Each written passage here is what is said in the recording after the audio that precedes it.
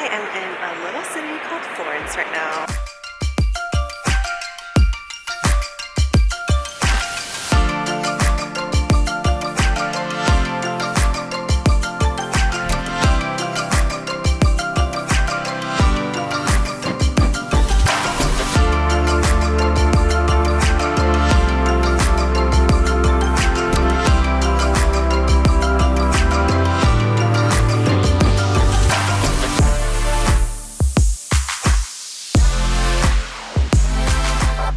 Buongiorno, friends.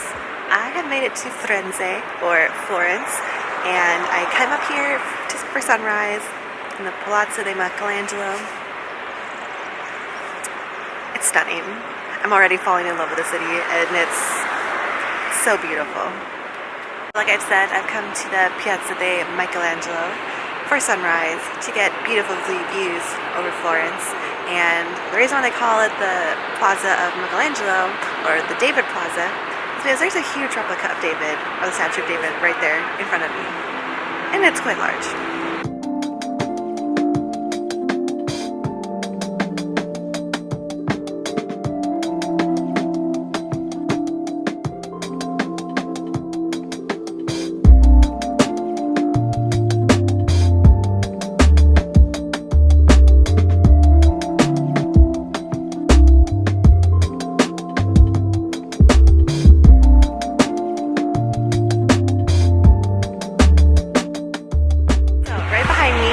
The Palazzo Vecchio, or the Old Bridge. It was built way back, like in the 1200s. It's the oldest bridge here in the city on the River Arno, and it was almost destroyed back in World War II, but luckily it was saved.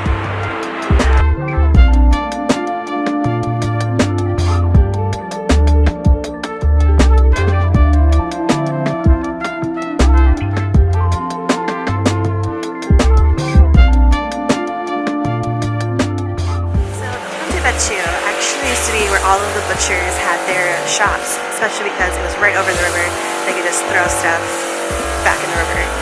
But when the Duke's wife when they moved palaces to the other side of the river, she would walk across the bridge and there's a little secret passage, and she would be like, "The smell is too bad.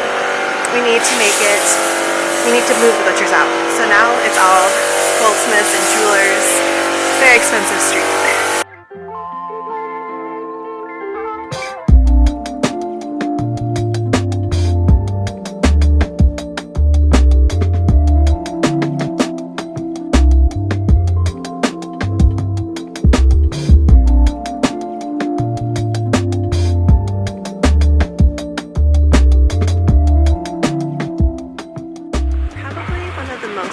Buildings here in Florence is right behind me, and it's called the Cheraya di Santa Maria del Fiore, which is basically the Santa Maria Cathedral.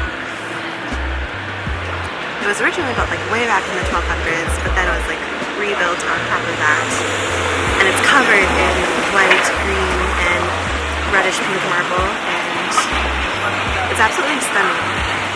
It's really hard to show it justice because it's incredible.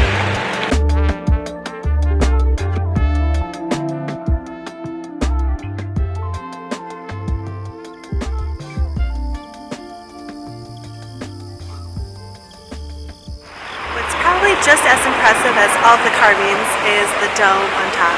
It was actually designed by this guy named Brunelleschi, and he created this ingenuitive way to create this dome without any scaffolding.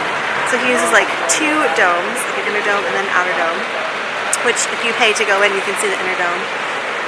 But somehow like the bricks interlock, and then he was able to build it, and then he decided to burn all of his papers so no one could copy his work.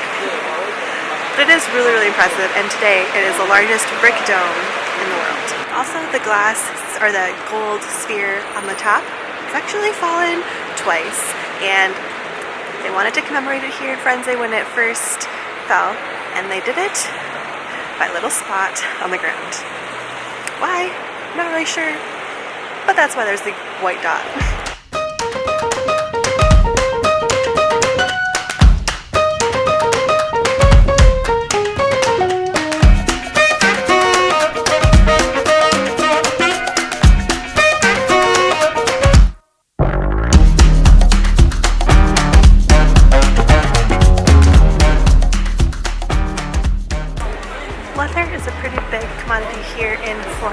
especially with the Arno River being so close. They can use that to produce leather. So if you're looking for some leather and you're looking to barter a little bit, come to San Lorenzo Market here. It's pretty much all just leather bags, belts. There's even some sorts of jackets and purses and wallets and other little trinkety things as well. If you want to get heckled a little bit, you can go ahead and walk through the market. And they were successful with heckling me. I bought a bag, but I only spent 30 euros on a bag and a little money card holder, so I don't feel too bad. You end up going in the San Lorenzo Market Square. You might work up an appetite heckling with people, bartering with people. So right next to the square is the central market, which the bottom level is kind of like a farmer's market, and then the top level is like cafe and restaurant. So I'm gonna go in, check it out, see what it's all about. So it looks like I'm a little too late. They close at 3:30, so maybe I'll be able to come back tomorrow. But upstairs is still open, so I'm gonna go look for some food.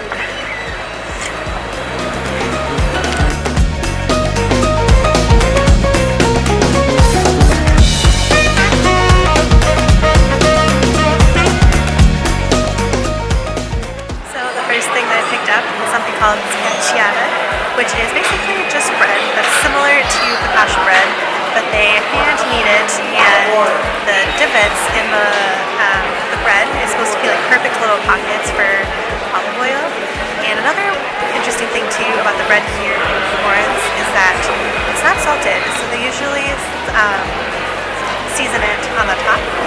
It's not salted because way back when Pisa actually taxed Florence salt, so they never really used it to this day. So I got a little one, and you can make them into little sandwiches, which is what this one is here. I think it's prosciutto and cheese.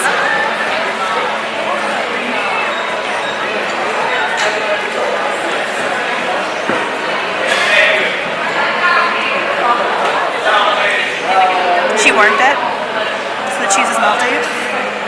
And the bread is really good too, especially with the herbs on top. It was 5 euros. It's so good.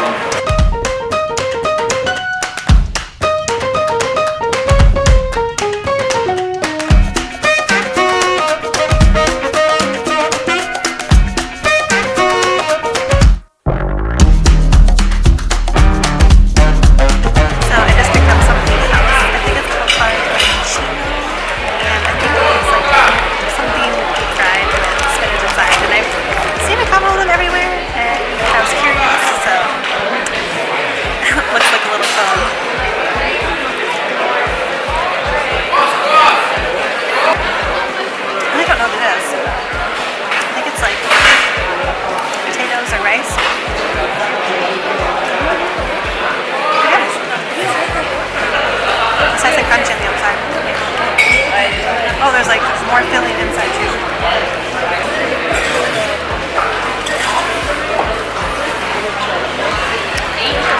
It's like super juicy.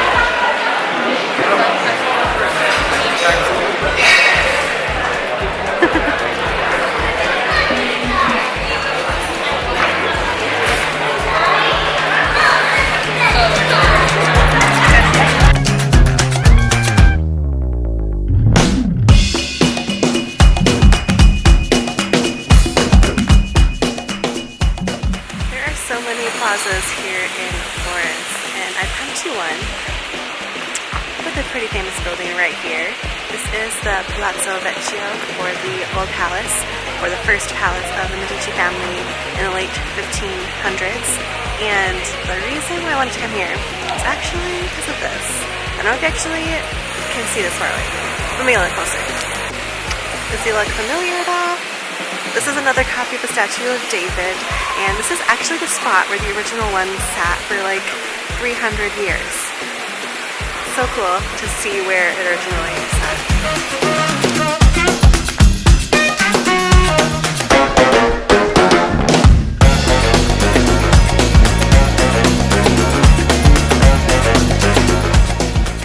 Something that I had no idea about is that Leonardo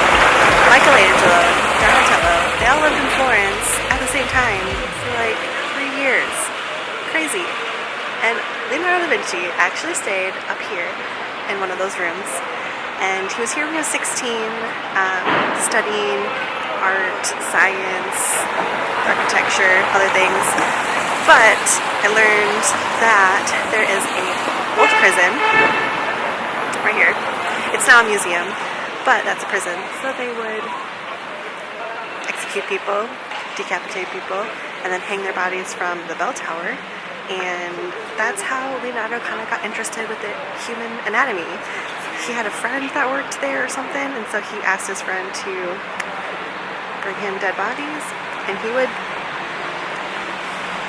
do science experiments, dissect them, whatever, in his bedroom. Creepy, gross, all at the age of 16.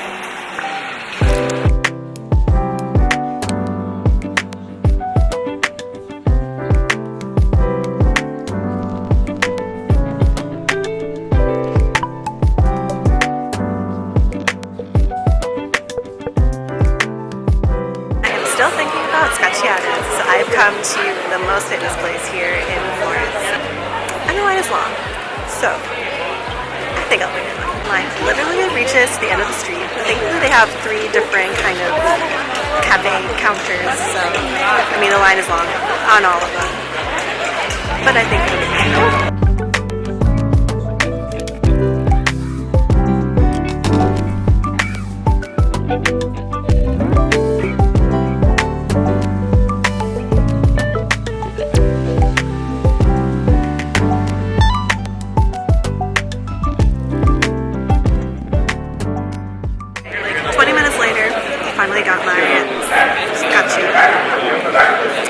It's only €5, and I got something called La Fabulosa, which has salami, roast eggplant, creamy cheese, and then artichokes. So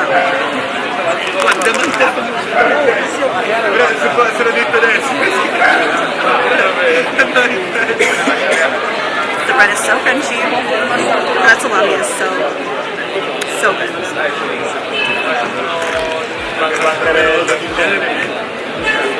It's worth the wait. And it's humongous.